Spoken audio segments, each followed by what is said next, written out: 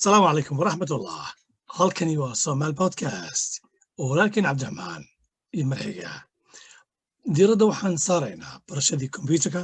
Maantana waxaa casharkeenu ku saabsan yahay Internet Basics and Security. Waxaan ka shaqeynay inaan idin jajno si aan idinku sahlno faa'iidada halkan ku jirta. Macnaheedu waxa weeye aasaaska internetka iyo amnigiisa. talada guud markasta dadka siin waxa weeye isticmaal kelmad sir ah oo fiican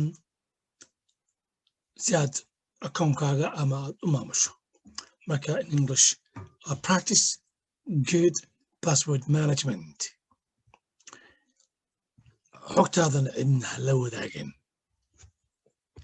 iyadana waxaa talada guud ay tahay do not use the same password for every site. meel kasta iyo akoon kasta leedahay ha u isticmaalin hal password ama hal fure. bog walba ha u isticmaalin kelimad sir ah oo isku mid ah.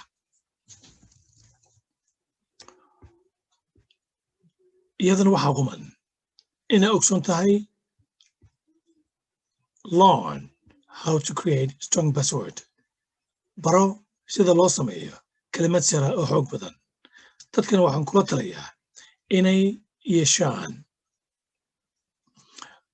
kelmadaha xarfaha lambarada lagu daray iyo special characterka oo calaamadaha sare ah inay isku daraan deedna samaystaan password ama fure sir adag ah. bogga internetku waa meel halistiisu badan tahay. marka be careful what you click. wax kastoo aad hesho oo lagu soo diro ka fiirso. ka taxadar meesha aad dhagsinayso maadaama waxaa batan sanooyinkii dambe in xaq lagu sameeyo ama la jabsado akoono dadku ay ku leeyihiin internetka. waxaan ka hadlaynaa xataa kuwii dowladda ayaa khatar ku jira. talada guud waxay tahay do not go to unknown websites. ha tagin websiteyo aan aqoon or download software from untrusted sources. ha aadin shabakado aan la garanayn ama ha ka dejin programyo meelo aan la hubin. khataraha ka iman kara ayaa badan. saa darteed taxadar dheeraada walaalayaal muujiya maadaama ay noqotay aaladda internetka mid aasaasi ah oo essential ama laga maarmayn hadday noqoto xagga waxbarashada, xagga adeegsiga, ku dukaamaysiga, xiriirka bulshada iyo caafimaadintaba. if attachments or links in the email are unexpected or suspicious for any reason, do not click on it. haddii lifaaqyada ama hargaha shabakaduhu ee email aad ku heshay aanan hayn mid la filayay ama laga shakiyey dhag ha siin. haddaad siiso dabcan waxaa laga yaabaa in kombyuutarkaagii iyo akoonkaagiiba uu khatar galo. use mobile device safely. waxaa ayaanta badatay isticmaalka foonanka la haysto smartphoneka iyo tabletyada intaba. marka u isticmaal qalabka la wato si aamin ah oo qudhiisa u samee password ama furo u gaara oo adigu aad garanayso. iyaduna talada guud oo kale waxay tahay qodobka kale oo muhiimka ah lock your device with a pin or password and never leave it unprotected in public. ku xiro qalabkaaga pin ama kelmad sir ah hana uga tagin meel aan la wada joogo iyada oo aan xirnayn.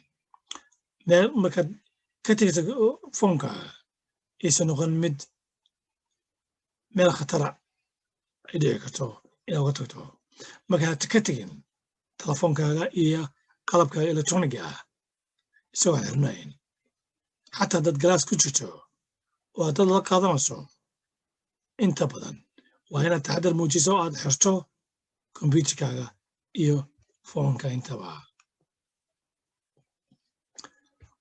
waxaa kaloo iyadana qodob muhiim ah only install apps from trusted source sida Apple App Store Google Play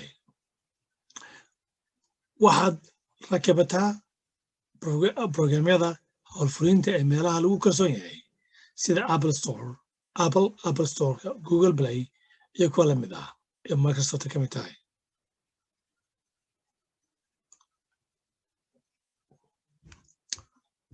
si ammaanka aaladaada computerka iyo qalabkaaga aad u dejiso oo aad u xifdiso keep the device operating system up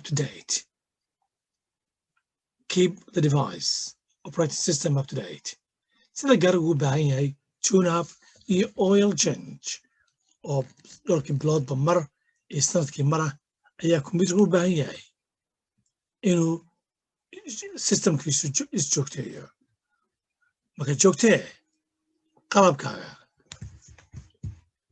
programyada uu ku shaqaynayo waxaan hore u niri do not click on links or attachments from unsolicited email or text dhaghasin xarigyada bogaga ama lifaaqyada ee emailka iyo qoraalada aan la dalban haddaad hesho marka qoraal ama qormo ama attachment ama lifaaq noocaas ah oo aadan garanayn meelka iska hubi dhaghasin waxaa laga yaabaa in ay khatari badani ku jirto talada guud iyaduna waxay tahay qodob kale muhiimka ah avoid transmitting or storing personal information on the device iska ilaali inaad ku gudbiso ama ku kaydsato macluumaadkaaga shakhsiga ah qalabka dhexdiisa iska ilaali inaad ku gudbiso ama ku kaydsato macluumaadka shakhsiga ah qalabka dhexdiisa haddii ay dhacdana u samee secure system ammaan dheeraad ah adoo ku daraya bin number gooni u samaynaya waxaa aad u badan isticmaalka aaladda Apple-ka iyo Samsung intaba waxaa kaloo jirta software Apple oo la yiraahdo Find My iPhone way dhacdaa mararka qaarkood in qofku uu ku hilmaamo telefoonkiisa meelo public ah balse nasiib wanaag kambaniga iPhone wuxuu ku daray apps ama software in baadgoob lagu samayn karo foonkaas intaad ka taxadar hadday dhacdana waxaa muhiim inaad hesho inaad leedahay softwareka la yidhaahdo iPhone Find My iPhone isticmaala programyada Apple ee Find My iPhone Androidka oo Samsung isaguna maamulo sidoo kale leeyahay marka soo degso oo akoonkaaga ha kugu jirto in hadday dhacdo in computerkaagii foonkaagii iyo electronic device-kaagiiba aad dhumiso at least cala laqal ay jiri karto fursad inaad dib u hesho ama se aad halkaad ka programayso oo aad waxyaalaha muhiimka u ah aad ka tirtirto si aysan khatari kaga imaan intaa waxaa ku eg casharkeennii maanta barashada computerka ee khuseeyey xagga ammaanka oo la yidhaahdo aasaaska internetka iyo amnigiisa wixii tala ah ama fikir ah noogu dhaafa bejka intaan barnaamij noocan oo kale ku kulmayno oo walaalkiin cabdiraxmaan iyo Soomaali Podcast oo idin leh nabadeena allah salaamu calaykum waraxmatullah